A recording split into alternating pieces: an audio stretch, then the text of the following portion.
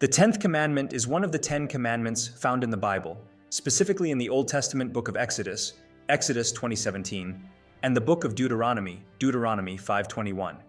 It states, "You shall not covet your neighbor's house. You shall not covet your neighbor's wife, nor his male servant, nor his female servant, nor his ox, nor his donkey, nor anything that is your neighbor's." This commandment emphasizes the importance of contentment and the avoidance of envy or desire for what belongs to others. It serves as a moral guideline for ethical behavior and interpersonal relationships. The commandment, "You shall not covet," addresses the attitude of desire and envy towards what belongs to others. While desire itself is not inherently harmful, it can lead to negative consequences when it becomes obsessive or leads to actions that harm others. Here are some ways in which coveting can potentially hurt people.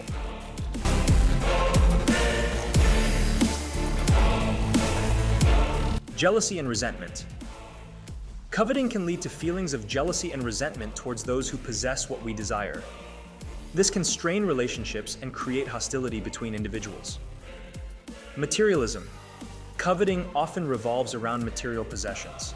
The pursuit of material wealth or possessions at the expense of other values, such as relationships, health, or personal integrity, can lead to dissatisfaction and a shallow, unfulfilled life.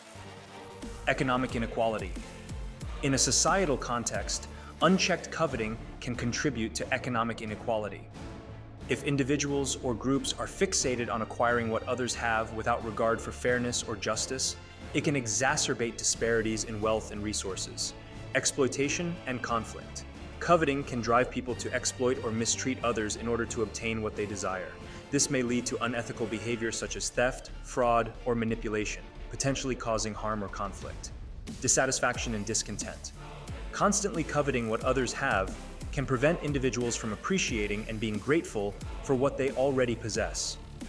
This can lead to perpetual dissatisfaction and a sense of inadequacy, negatively impacting mental and emotional well-being.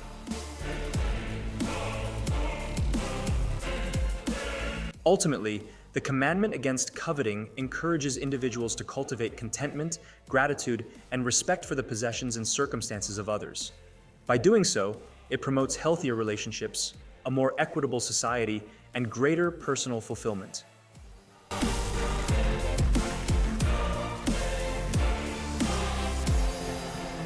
Coveting, in its simplest form, is desiring something that belongs to someone else. It often involves envy or jealousy over what others possess. In some cases, individuals may covet without fully realizing or acknowledging it, especially if the desire is subconscious or if they rationalize their desires in other ways. Here are a few scenarios where someone might covet without consciously recognizing it. Subconscious desires. Sometimes desires can be deeply ingrained in the subconscious mind. Individuals may find themselves longing for what others have without consciously recognizing or admitting it to themselves. Comparison. In a society where comparison is prevalent, individuals may constantly compare themselves to others without realizing that their desires for what others have are driven by covetousness. This can manifest in various aspects of life such as material possessions, social status, relationships, or achievements. Justification. People may justify their desires by convincing themselves that they deserve what others have or that it's not wrong to want what someone else possesses. This rationalization can obscure the recognition of covetousness. While it's possible to covet without consciously realizing it, self-awareness and introspection can help individuals recognize and address any covetous tendencies. Developing contentment, gratitude, and a focus on personal growth rather than comparison with others can help mitigate the effects of covetous desires.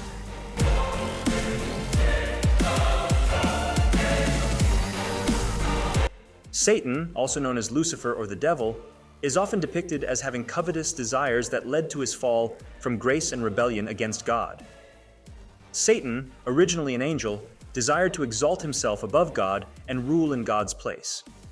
This desire for power and authority over God's dominion is often interpreted as a form of coveting.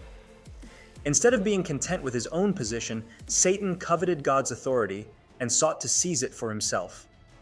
Pride and envy. Satan's rebellion against God is often attributed to his pride and envy. He is said to have been envious of God's glory and sought to elevate himself to a position equal to or higher than God. This envy of God's attributes and position is viewed as a form of covetousness. Let's work on being nothing that learned within this video, along being like Satan. Shalom, until next time, family of commandment keepers.